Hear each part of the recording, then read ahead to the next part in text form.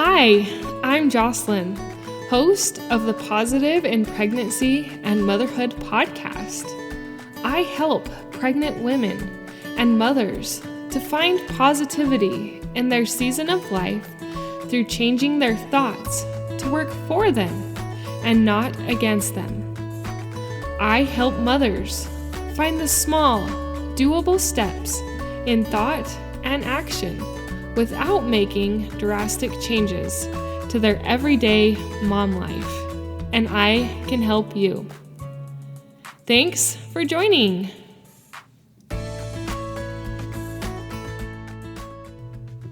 Hey, how's it going? It's Jocelyn here with Positivity in Pregnancy and Motherhood, and I am excited to be with you. I really enjoy recording these episodes and sharing with you what I have learned in pregnancy, but also in motherhood. Every Tuesday, I do a pregnancy-focused episode, specifically with mindset, although there's lots of other tricks and tips that I tuck into those episodes as well. And on Fridays, I focus on motherhood and kind of some of the things I'm going through, things I have learned, thoughts I've had, and kind of limiting beliefs that I've overcome. So I appreciate you being here, I appreciate you learning, and most of all, I appreciate you implementing these things into your life. Because I know as you do, they can help you in your motherhood and your pregnancy to find deeper joy and satisfaction and also happiness. So I actually want to do this more often, and I just have been forgetting. So today I thought it'd be kind of fun to kind of review a little bit of some of the last few things that I've talked about.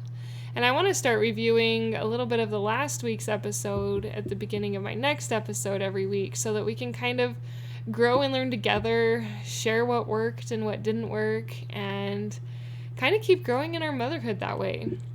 So in the recent past, I've talked about a few different things. I've talked about what our expressions are conveying about our thoughts. I've talked about my screen time habits not too long ago. And it seems like a lot of the episodes I've done lately have been focusing on work, especially with the motherhood ones. The pregnancy episodes have definitely all focused on pregnancy, but referring to my Friday episodes, which are the motherhood episodes, those are some of the things that I have talked about. How has it gone for you noticing what your expression is doing? Have you paid attention to your expression while you cook dinner? Have you paid attention to your expression when you're working with their kids in their schoolwork or homework? Have you paid attention to your expression when you're folding the laundry? What about listening to music or a podcast? What expression do these different things evoke to your face? As you notice the expression that comes to your face when associating with your kids, your husband, or in any of the other circumstances that I brought up, what thoughts are going on?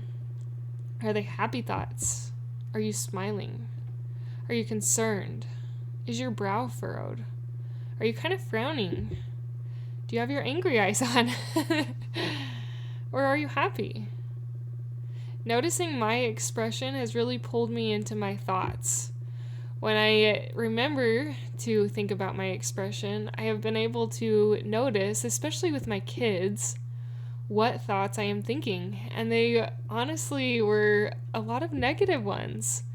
Negative ones on things I'm not doing, negative thoughts on what I wish they would do better. And I realized how really negative I was being towards them. And that's not how I want to be. I want to be a mom who loves her children, who encourages them to do better, and is not always got angry eyes at them. I want to teach them with love, patience, and compassion. And as I paid attention to my expression, I've noticed that I wasn't really doing that.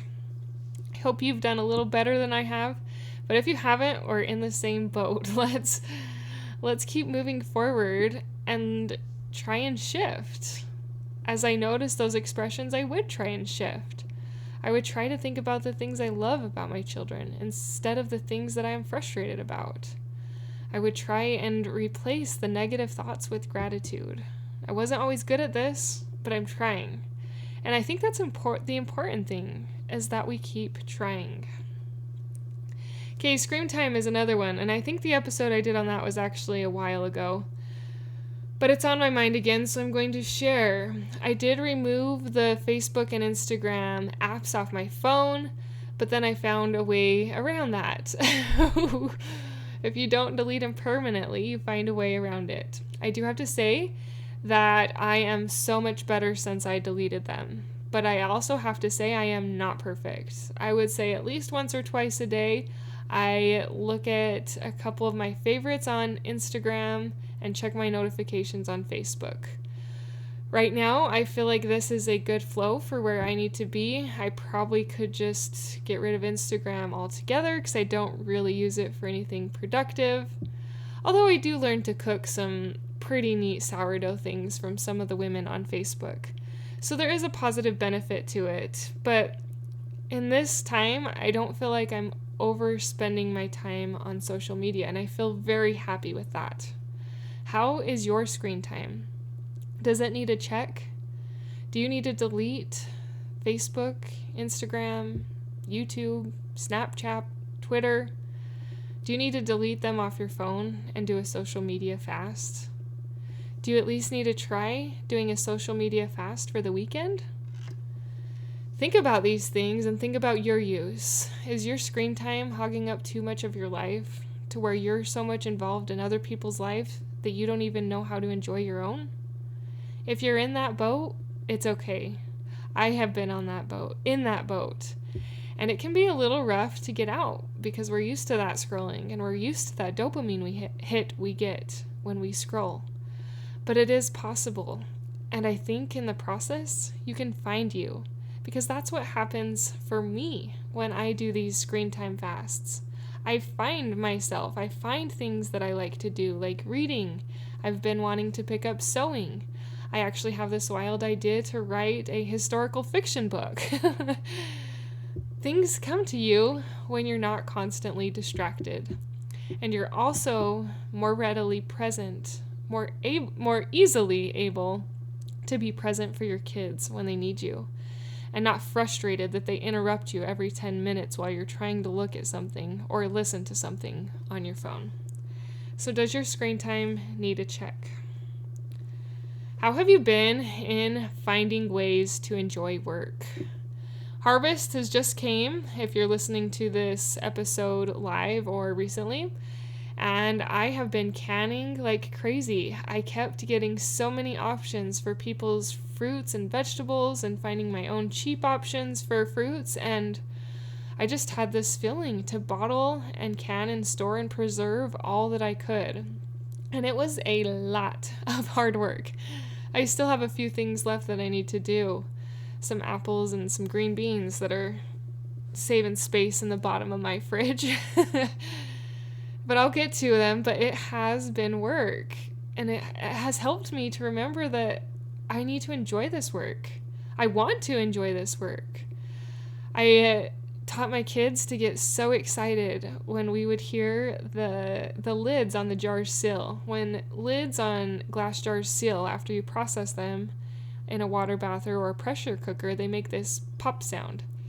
And I got my kids all excited, and every time we heard that pop sound, they would start celebrating, and it just brought the biggest smile to my heart that we were all celebrating that hard work that we did. And I also reminded them and myself that even though it was a ton of work the days that we were canning, we were going to enjoy those fruits and vegetables for the rest of the winter. And that was really fun and satisfying to teach my kids that and to learn it together, to try and learn to love working together. So this last thing that I want to talk about hasn't really been a focus of the episodes that I have done recently, but it's been on my mind, and I want to share with you some thoughts. Those thoughts revolve around this question: are you happy with who you are? I want you to take a minute and answer that question honestly. Are you happy with who you are? If you are, I want you to think of why. Why are you happy about the way you are? If you're not, I want you to think about why. Why are you not happy about the way you are? Our lives don't look like her life, and that's okay. If your life is a hot mess express like my life, it's okay.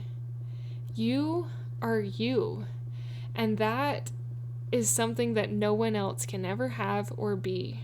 They can never have or be you, and you can never have or be them. And we don't want that. We want to be who we are. Sometimes I find myself not liking myself because I don't follow through with the promptings or the thoughts I have to do. Sometimes I have thoughts to do something to implement in my family and my kids, and I don't do it. And then I keep getting that thought, do it. And then I don't do it. And so I kind of live in this cognitive dissonance where I'm wanting to do this thought, but I'm not putting forth the effort or the action to implement it.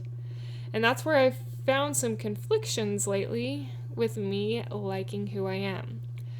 So one of my goals to get better at this is to follow through on, there's specifically one thing that I've wanted to do for almost a year to implement into my family, and I haven't done it. And I felt some of that come up lately, that will solve a lot of your problems, a lot of my problems, if I do this. So I am going to work harder to implement that into my life and to to better like who I am, being happy with who I am. I believe that your kids chose you because of who you are. You are the best mom for them in all your shortcomings, in all your imperfections, in all the ways that you're not the person you wish you were. It's okay. Give yourself grace. Even if you have to change the thing you want to implement to make it simpler, do it. Make it doable. And do it one small step at a time. Beating yourself up and me beating myself up is not making me a better mom. In fact, it's making me procrastinate and delay even more. But as we come to truly love who we are, love who we're being despite our hot mess express, it will be easier to implement the things that we want to, and we will feel more happy about who we are being and who we are. You're amazing, Mama. Don't forget it. Motherhood is hard. Pregnancy is hard. And raising these little children is not easy. There are some days that are just very difficult. But hang in there. Keep going. Your children need your light.